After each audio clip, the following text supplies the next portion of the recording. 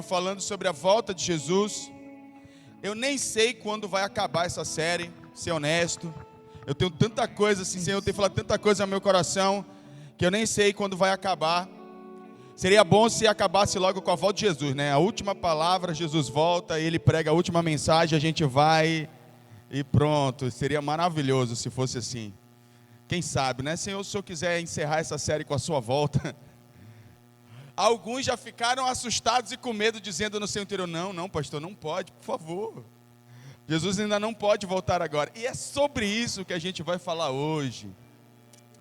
Exatamente, esse é um dos tópicos da mensagem de hoje.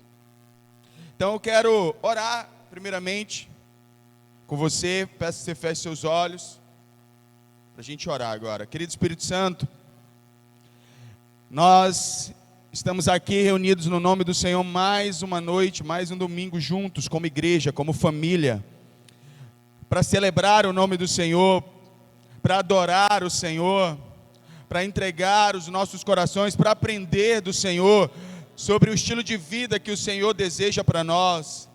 Então que essa seja uma noite de transformação, seja uma noite de mudança de mente, seja uma noite onde, Senhor, as estruturas que estão desalinhadas com o Senhor, com a sua palavra, elas possam ser destruídas, desfeitas, para que uma estrutura santa, uma estrutura eterna se estabeleça no lugar.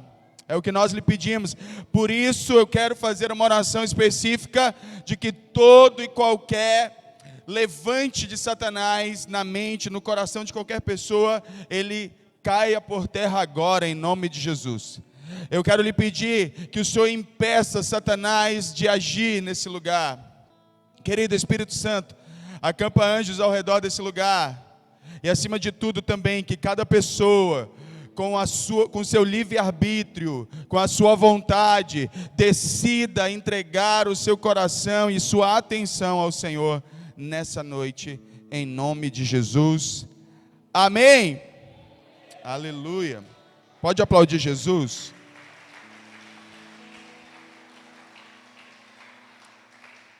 Graças a Deus. Abra sua Bíblia comigo em 2 Timóteo, capítulo 4, versículo 8. Vamos lá para a palavra de Deus agora.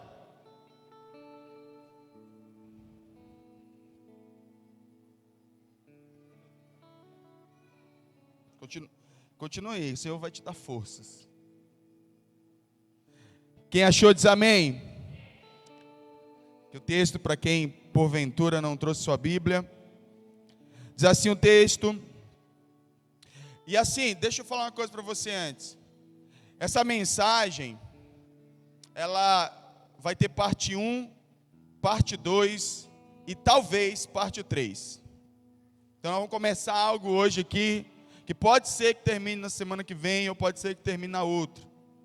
Mas acho que o importante não é terminar. O importante é a gente aprender. O importante é a gente ser abençoado. O importante é a gente ser ministrado.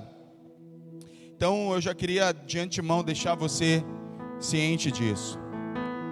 Agora, o apóstolo Paulo está dizendo aqui no versículo 8: agora me está reservada a coroa da justiça, que o Senhor, justo juiz, me dará naquele dia, e não somente a mim, mas também a todos os que amam a sua vinda.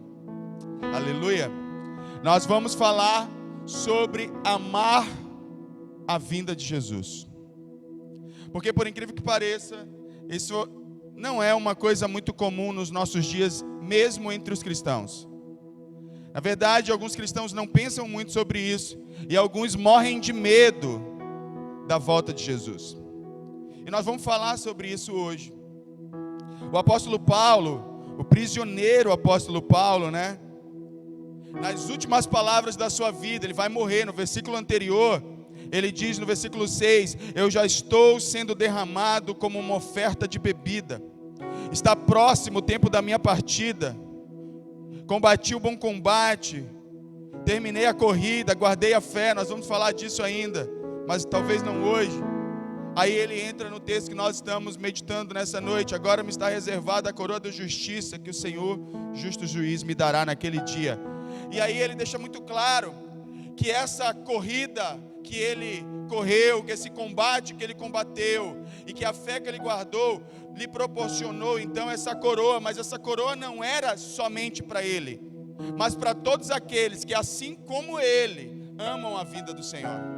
Portanto, essa coroa não é para quem fez o que Paulo fez, essa coroa é para quem ama o que Paulo amou. Se Paulo viveu toda a vida dele, ele está nos últimos dias, e eu julgo que os últimos dias da vida de alguém, as últimas coisas que alguém tem a dizer em seu leito de morte, são as coisas mais importantes a serem ditas. Ninguém no seu leito de morte vai pensar: eu acho que eu não botei comida para o cachorro, eu não botei ração para o cachorro, pode ir lá por favor em casa, botar ração para o cachorro. Não, a gente não pensa nessas coisas no leito de morte, a gente pensa naquilo que é mais importante.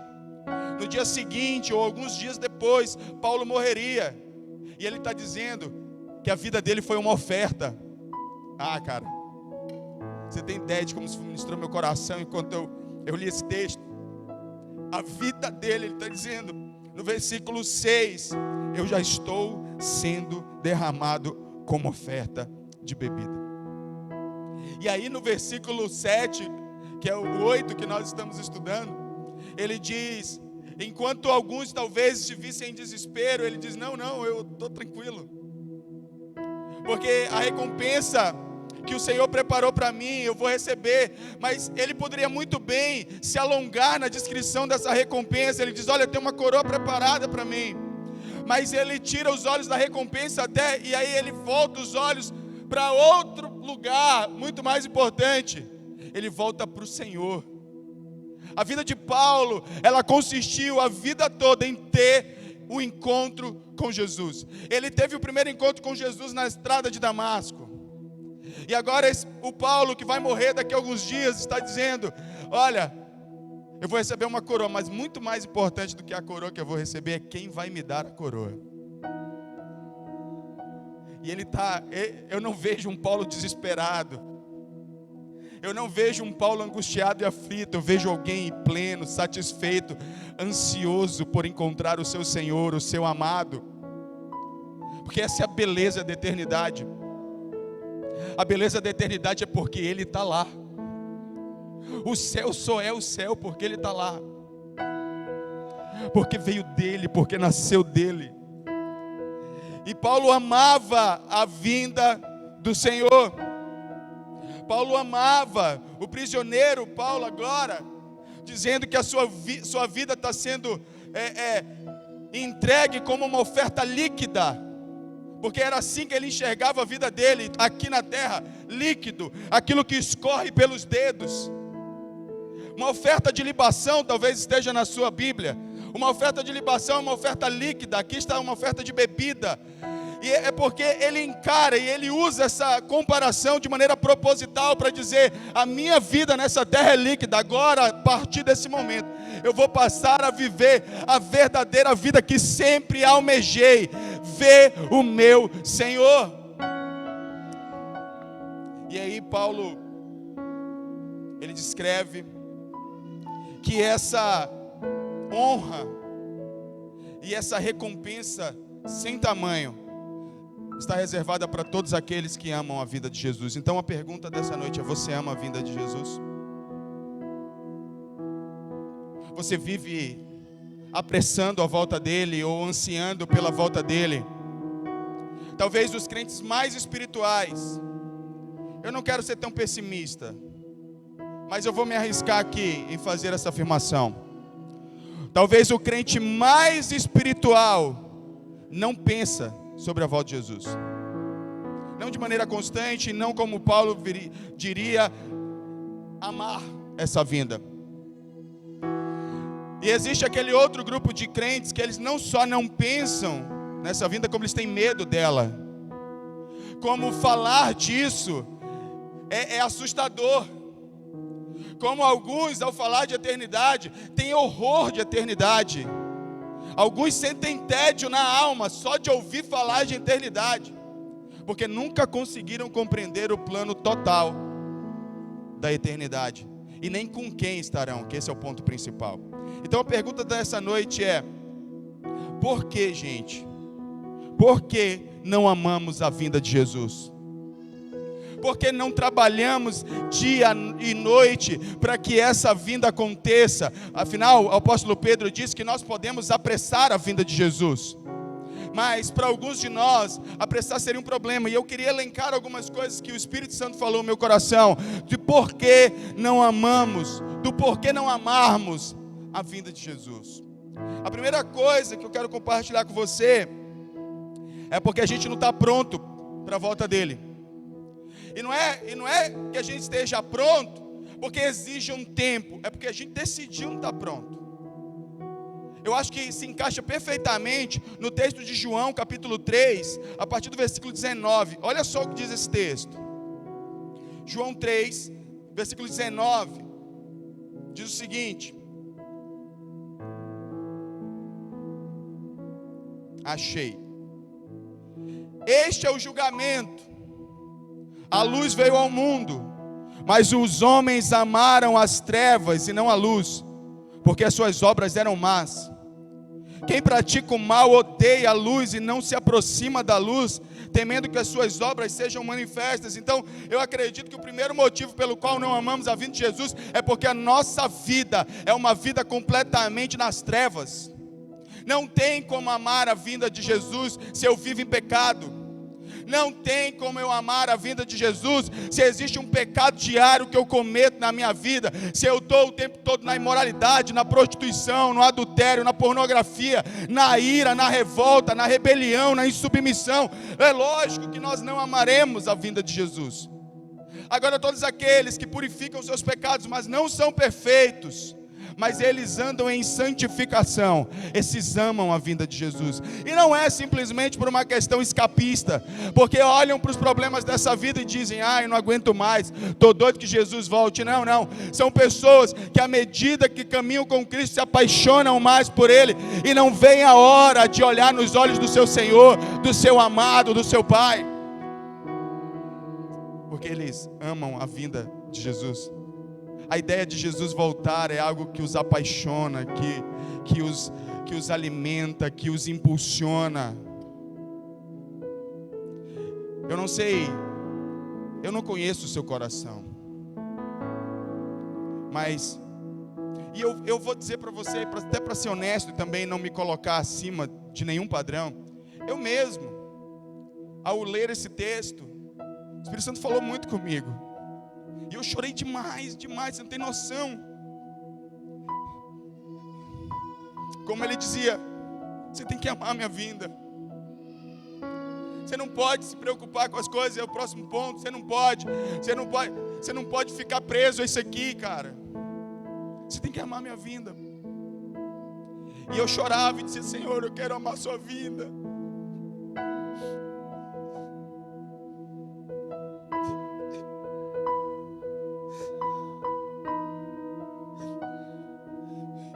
Pai, eu quero amar a sua vinda. Eu quero amar a sua vinda. Eu quero sonhar com isso. Eu quero desejar isso. Eu não quero ter medo quando eu penso em Jesus voltando. A gente foi ensinado a pensar em tribulação, em perseguição, em isso e naquilo. Mas o apóstolo Paulo, lá em Romanos 8,18, ele nos lembra uma coisa: que a glória que será revelada, ela nem se compara com a glória que há de ser revelada, querido. Não se compara. A gente está olhando para o problema, mas depois dele tem uma glória maravilhosa, poderosa, para a gente viver. Eu disse: Deus, eu quero amar a sua vinda com todas as forças do meu coração. Eu quero cumprir a minha missão nessa terra, para que o Senhor possa voltar, e eu possa olhar nos seus olhos, eu possa tocá-lo. Nós temos que amar a vinda de Jesus. Segundo motivo, porque não amamos a vinda de Jesus, porque a gente ama esse mundo. Para algumas pessoas, falar da volta de Jesus é como falar da interrupção dos seus planos pessoais. Mas Jesus vai voltar, mas eu não vou poder fazer isso, mas eu não vou poder fazer aquilo, mas eu não vou poder ter um carro, mas eu não vou comprar minha casa, mas eu não vou casar. Ou seja, a volta de Jesus é um problema para você, porque ela interrompe os seus planos pessoais. Ela te causa tristeza ao invés de alegria. Ela te coloca num lugar onde o seu coração ele se fecha e você não quer nem pensar sobre isso. Não vamos pensar sobre isso não. Vamos tocar nossa vida. A gente faz questão de concentrar nesse mundo. A gente faz questão de não refletir sobre esse assunto, para a gente simplesmente ficar olhando para as coisas dessa vida. Gente, quando alguém começa a entender o que há na eternidade e quem está lá, as coisas elas perdem o problema, a sua importância. Olha o que Paulo disse. O mesmo Paulo diz que ama a vida de Jesus. Filipenses capítulo 3. Abre comigo aí. A partir do versículo 7.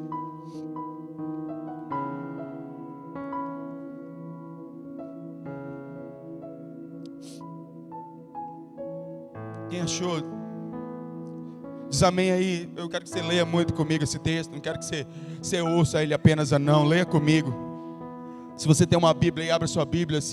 Eu não sei se vai dar para colocar no data show. Se não der, abre aí. Diz assim. Paulo disse, mas o que para mim era lucro, eu passei a considerar como perda por causa de Cristo. Mais do que isso, eu considero tudo como perda, comparado com a suprema grandeza do conhecimento de Cristo Jesus, meu Senhor, por quem perdi todas as coisas. Eu as considero como esterco para poder ganhar Cristo.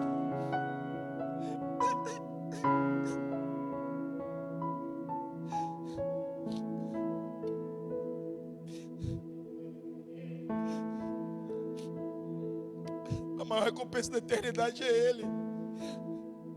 É Ele.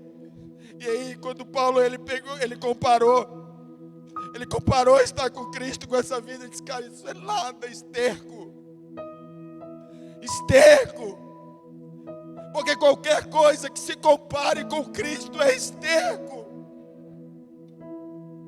E nós precisamos entender isso. Ele vai estar na eternidade e tudo precisa começar a perder valor. Ah, meu carro bateu. Maranata, ora vem Senhor Jesus. Ah, aconteceu isso. Ah, minha geladeira quebrou. Não interessa. Não importa. Jesus vai vir. A gente vai ter uma eternidade com Ele. Porque tudo nessa vida é passageiro. Tudo é passageiro. O apóstolo João, ele disse no capítulo 2 da sua carta. Abre comigo em 1 João. Capítulo 2, versículo 15. E isso serve como uma advertência para nós. Não amem o mundo, nem o que nele há. Se alguém ama o mundo, o amor do Pai não está nele.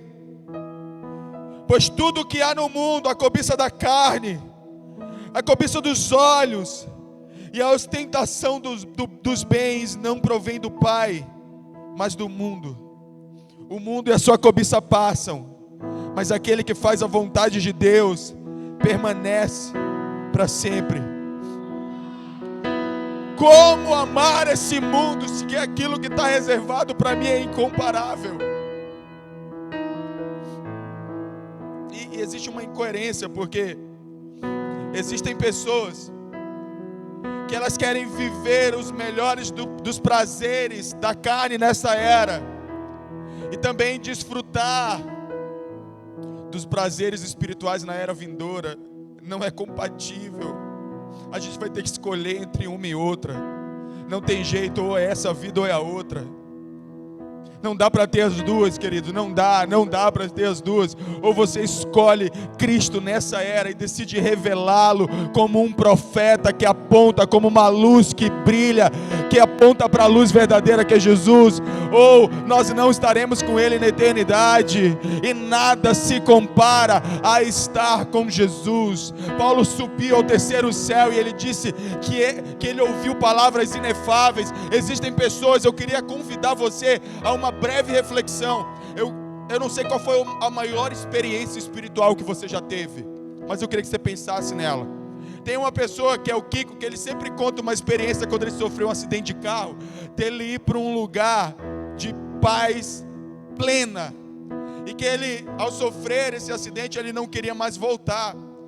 E isso é porque ele só chegou no lugar, e se ele olha nos olhos do seu amado, você consegue imaginar o que seria a presença dele. Mas a gente está amando o mundo, a gente tem planos para cá, a gente só olha para as coisas daqui, não amamos a vinda de Jesus. Precisamos nos arrepender por isso. E eu vou mostrar biblicamente que existe uma séria advertência nas Escrituras a respeito daqueles que não amam a sua vinda e consequentemente não o amam de verdade. Então, nós precisamos entender que tudo que tem nesse mundo não se compara com a glória. Paulo, ele teve um encontro com Jesus na estrada de Damasco, em Atos capítulo 2, versículo 22, 11. E lá estava escrito que os que estavam comigo me levaram pela mão até Damasco, porque o resplendor da luz me deixara cego. Paulo está descrevendo como é que foi olhar nos olhos de Jesus, como foi contemplá-lo. Ele perdeu a visão nessa vida, mas foi a experiência mais marcante da vida dele, ao ponto que ninguém foi mais relevante que ele, depois de Jesus. Ele viu algo que a gente ainda nem sonhou em ver, talvez, mas está disponível para aqueles que querem ver. Eu não sei você, eu quero, cara. Eu quero muito ver isso. A minha vida é para isso, é para eu ver a glória do meu Pai. Para Paulo, sempre foi sobre a presença de Jesus, sempre foi sobre se reencontrar com o seu amado, sempre foi. Não se tratava de não sofrer, porque ninguém sofreu mais que ele aqui nessa terra. Não se tratava de se ver livre do inferno por medo. Não se tratava de olhar para ele. Se tratava de uma paixão intensa que queimava e consumiu em seu interior, que ele queria olhar de novo, ele queria contemplar outra vez. E isso era o combustível do apóstolo, para que ele sofresse naufrágio, para que ele fosse açoitado, para que ele guardasse a fé. Porque você lembra que eu vou só citar isso aqui, porque o Espírito Santo está falando. Paulo diz: combati o bom combate, completei a carreira, guardei a fé.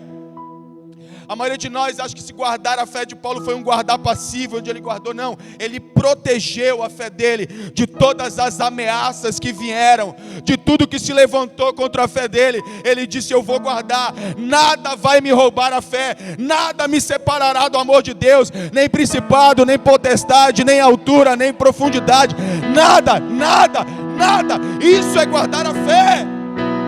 Nada me separará do amor de Deus. Precisamos guardar a nossa fé, ela está exposta, muitas vezes é uma fé frágil, que qualquer coisa nos arranca, nos derruba, nos coloca de joelhos, prostrados, desanimados, sem vontade de buscar a Deus, porque não estamos guardando nossa fé. Sabe por que ele guardou a fé? Porque ele queria olhar nos olhos do seu Senhor novamente, ele queria contemplar Jesus de novo. Esse sempre foi o desejo do apóstolo. Terceiro motivo pelo qual não amamos a vinda de Jesus: porque a gente tem uma visão distorcida da eternidade.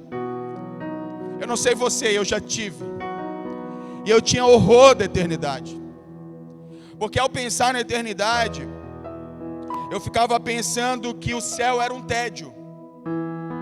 Como assim passar para sempre, para sempre, para sempre e para sempre? Vou ficar fazendo o que com tanto tempo? Aí isso vai causando um certo repúdio de pensar na volta de Jesus e na eternidade. E a gente vai começando a evitar, e a gente não quer ler livros como Apocalipse, porque tem medo. Porque a gente não entende a eternidade, nem a beleza que é.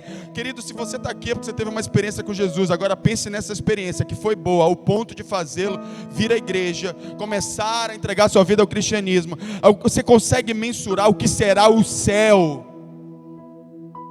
Você consegue imaginar o que é estar na presença dele? Se ele aqui nesse mundo ele não se manifesta de maneira plena, agora imagine o que é estar com ele eternamente. Não tem tédio, não tem tristeza. Essa é a promessa da Nova Jerusalém. Não há choro, não há dor, não há pranto. A questão é que você está olhando, eu e você olhamos para a eternidade de um ponto de vista humano.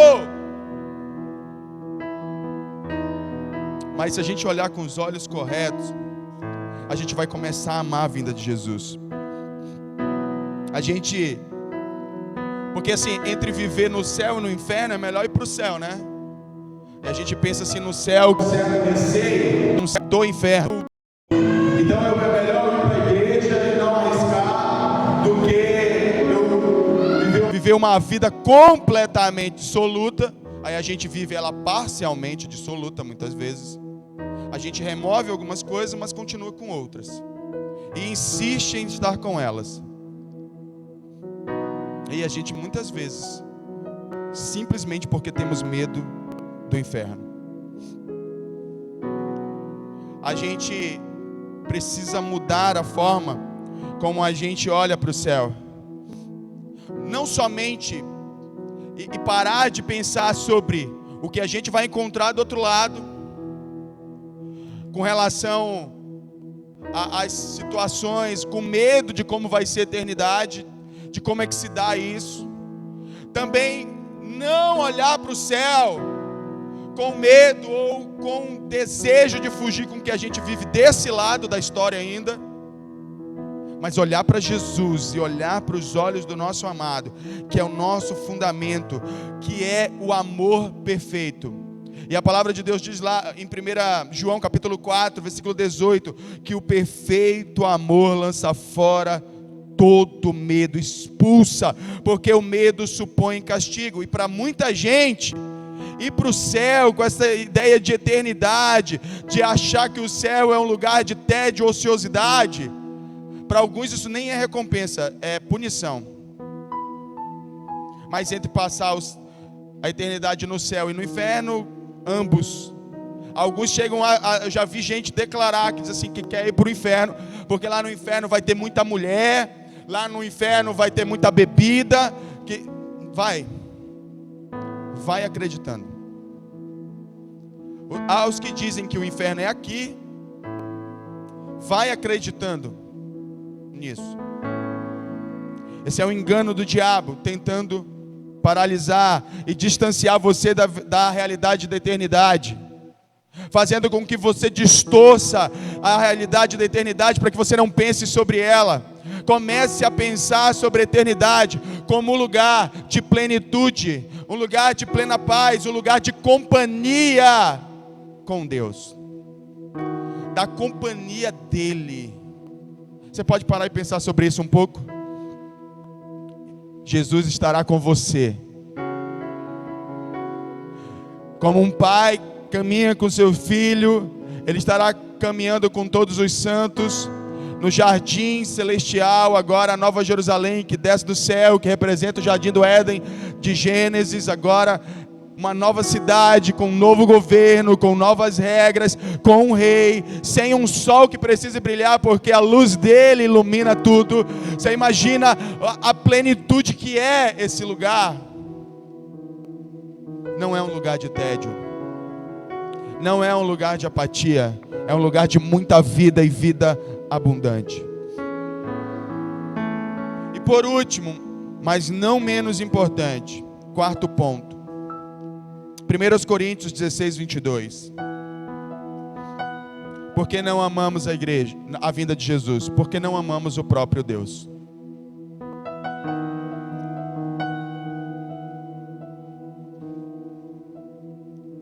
Paulo está falando aos Coríntios, e aqui também tem tem algumas coisas curiosas aqui. Eu queria que você lesse comigo a partir do versículo 20. Não, vamos ler a partir do 19 para a gente ter um contexto completo. É a saudação final de Paulo aos Coríntios. Ele diz assim: as igrejas da província da Ásia enviam saudações. Áquila e Priscila os saúdam afetuosamente no Senhor, e também a igreja que se reúne na casa deles. Todos os irmãos daqui enviam saudações. Saúdem uns aos outros com um beijo santo. Eu, Paulo, escrevi essa saudação de próprio punho. Se alguém não ama o Senhor, seja amaldiçoado. Tem gente que não acredita no conceito de maldição, né? Não, esse negócio de maldição é coisa do Antigo Testamento. Então me explica isso aqui, por favor. Me explica que não existe maldição no Novo Testamento. Eis aqui um caso, e existem outros biblicamente. Se você quiser, você pode procurar que eu mostro todo para você. Onde existe uma maldição sobre a igreja, sobre os filhos de Deus. Aqueles que não amam o Senhor, vêm à igreja, mas não amam o Senhor, seja amaldiçoado. Aí ele diz uma palavra, que aqui está escrito, vem Senhor. Mas alguém que está com a Bíblia aberta aí, que tem escrito Maranata, levanta a mão aí só para eu saber. Eu quero falar dessa palavra, Maranata, porque ela pode significar vem Senhor, mas ela também pode, aí ó, Maranata, ela pode significar uma outra coisa também, parecida, mas com outro significado. E eu quero falar dessas duas coisas porque é importante. Preste atenção nesse contexto aqui. Paulo, quando escrevia cartas, ele usava uma espécie de um escriba. Ele ditava e a pessoa vai lá e escrevia. Mas aqui, no final dessa carta, ele decidiu escrever ele mesmo, com as suas próprias letras. Significa dizer então que ele julgou extremamente importante ter que escrever isso. Significa dizer que ele disse isso aqui, eu mesmo quero dizer, eu mesmo quero que vá com a minha letra, eu quero que todos reconheçam que fui eu que escrevi, porque isso aqui é importante. Para ele tomar essa decisão é porque de fato essa afirmação é muito importante. E ele então está dizendo sobre uma maldição que segue aqueles que não amam o Senhor, mas julgam-se cristãos, mas não amam a Deus. Nós não estamos falando daqueles que estão no mundo. Nós não estamos falando, é lógico que quem está no mundo no pecado não ama Jesus. E o Senhor não os recrimina e não há, eles já estão por si só debaixo de uma maldição, porque eles estão vivendo no pecado. Agora, ele está falando ao povo de Deus, que vem à igreja todo domingo, mas não ama o Senhor, está debaixo de maldição. Às vezes isso faz muito sentido do porquê crente vir domingo após domingo para o culto e nada mudar na sua vida. Faz muito sentido para mim, estou debaixo de uma maldição. É lógico que nada vai mudar. Mas depois dessa forte advertência, ele fala Maranata tem dois sentidos. É uma palavra aramaica. E no aramaico ela tem dois sentidos dependendo do contexto. Pode ser vem Senhor Jesus apontando para o futuro, mas também pode ser o Senhor Jesus veio apontando para o passado, dizendo que ele já veio. E por que é importante a gente entender isso? Porque seja apontando para o futuro, seja apontando para o passado, a gente tem uma advertência forte que quer dizer mais ou menos o seguinte: se a gente coloca essa frase apontando para o passado, ele está dizendo, você não pode servir a Deus, a um Deus que veio, encarnou, morreu na cruz, e você não pode servi-lo não amando de verdade. Isso caracteriza uma maldição. O que é uma maldição biblicamente falando? Uma maldição é aquilo que está reservado para destruição. É o que a palavra no original quer dizer, anátema, no grego.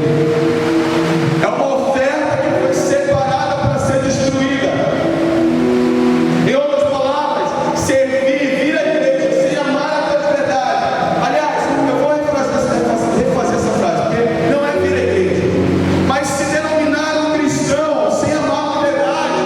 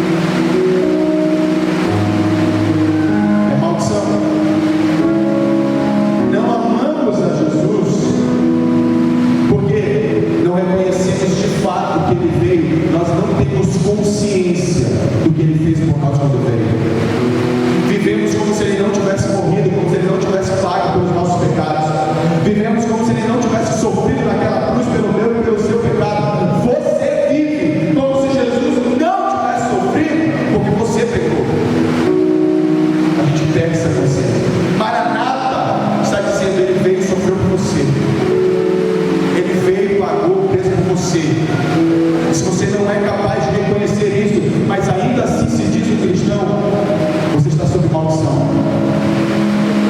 E o segundo sentido, talvez ele traga até um pouco mais de esperança, quando aponta para o futuro, como o tradutor dessa Bíblia colocou: vem Senhor Jesus.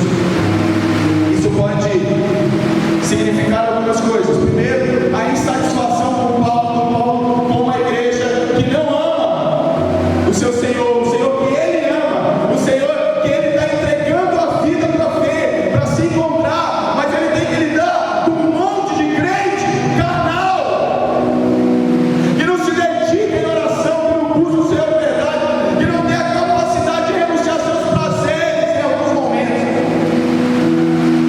E ele então vem aqui satisfeito do Senhor, vem logo, não aguento mais isso. De ter que ensinar gente que não quer ser ensinado, de ter que falar do Evangelho para pessoas que não querem aprender. Mas também pode servir de um alerta, como quem diz: passem a amar o Senhor, porque Ele veio. Isso também é esperançoso. Porque não importa qual a condição que você está nesse momento, ainda temos uma oportunidade de restaurarmos o relacionamento de verdade com Jesus, de dar uma resposta de santidade, de dar uma resposta de amor a Jesus. E assim, antes que você pense sobre como eu vou amar a Deus, porque você acha que isso é algum tipo de sentimento que vai surgir no seu coração, deixa eu te dizer o que é amar a Deus segundo as Escrituras. Amar a Deus segundo as Escrituras é obedecer. Ele entende como amor. Ele entende como amor a sua obediência. Ainda que isso não venha carregado de choro, de sentimentos afetuosos no primeiro momento, porque normalmente a essas pessoas ele se dá a revelar ao ponto de mudar os nossos sentimentos. Mas a priori, amar a Deus não é isso. Não é você sentir que tem que fazer alguma coisa, é fazer por fé. Isso é amar a Deus. As Escrituras nos deixam muito claro essa verdade, de que aquele que diz que me ama, mas não obedece aos meus mandamentos é mentiroso. Você vê a igreja, se ouve o louvor, você levanta a mão, você chora, mas no seu dia a dia, quando você tem que calar, quando você tem virado por amor a Jesus, não faz. Quando tem que perdoar alguém por amor a Jesus, não faz. Quando tem que pedir perdão a alguém por amor a Jesus, se recusa a fazê-lo. Quando tem que dizer não ao pecado e evitar o caminho do pecado, da prostituição, da imoralidade, do adultério, se recusa a fazê-lo. Continua pegando sempre os mesmos caminhos, continua cultivando sempre os mesmos hábitos. Jesus vai entender que você não o ama. Agora ele vai entender que você o ama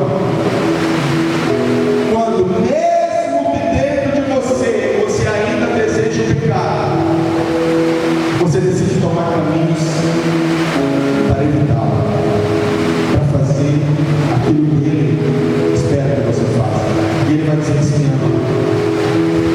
Por isso que João disse assim: filhinhos, escrevo para que não pequeis, mas se pecar, temos um advogado junto ao Pai, Jesus Cristo justo. Ele está falando de gente que está em processo de santificação e que prova esse amor a cada vez que renuncia o pecado. Pode ser que em algum momento ele caia, mas ele não vive na prática. Ele nem se sente confortável quando diz: eu não vou perdoar e pronto. Eu fico impressionado com cristãos que simplesmente dizem: eu não vou perdoar e pronto. Sabe qual é? Existem momentos que é difícil? Existem, não vou negar. Mas sabe qual seria, eu não vou dizer o certo, mas o mais adequado, porque isso traria um pensamento mais cristão? Eu vou perdoar, embora esteja tendo, nesse momento eu tenho alguma dificuldade nesse processo, mas eu vou, porque foi o que o Senhor disse para eu fazer, e é o que eu eu vou fazer, vou lutar para que isso aconteça. Mas tem gente que diz assim, não vou fazer, tá bom, esse aqui não tem jeito, não vou perdoar. Mas essa mesma boca que diz isso, diz eu amo o Senhor. Alguma coisa não é verdade. O que é? Se nós queremos amar a vinda de Jesus, nós precisamos amar o próprio Deus. E como é que eu amo? Obedecendo. Obedecendo. Denunciando nossos desejos. Dizendo não ao pecado. Dizendo sim à vontade de Deus, porque obedecer e amar a Deus é você concordar com as Escrituras. As Escrituras vão